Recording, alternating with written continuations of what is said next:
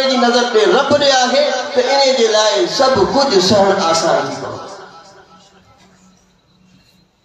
माल आहे,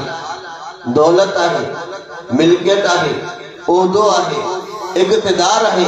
रब जे तरफों फज़ल ऐं इनायत थी आहे त उन वक़्त में भी बाने जी नज़र उन नेमतुनि ते न हुजे, माल ते न हुजे, औलाद ते न हुजे, फौज मौज कुवत ते न हुजे, ओहदे ऐं इक़्तिदार ते न हुजे। जे बाने जी नज़र आहे पंहिंजे माल ते, पंहिंजे औलाद ते, बाने जी नज़र आहे पंहिंजे ओहदे ते, पंहिंजे इक़्तिदार ते, पंहिंजे पावर ते, पंहिंजी सदारत ते, वज़ारत ते, त पोइ ही माण्हू खर मस्त थींदो, नेमतुनि जी नाशुक्री थींदी, इन कुवत ऐं पावर जो ग़लत इस्तेमाल थींदो, इहो माण्हू ज़ुल्म कंदो, ज़्यादतियूं कंदो, सरकशियूं कंदो। पर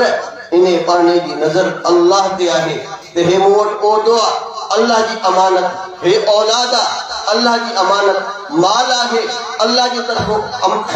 अमानत मिलियल आहे, रब जी अता आहे, मुंहिंजो को ज़ाती कमाल कोन्हे। जॾहिं इन जी पंहिंजे असबाब ते नज़र न आहे, मुसब्बिबुल असबाब जे मथां नज़र आहे त पोइ नेमतुनि जे वक़्त में बाने जे लाइ शुक्र करणु आसान थी पवंदो आहे ऐं तकालीफ़ वारे वक़्त में वरी बाने जे लाइ सबुर करणु आसान।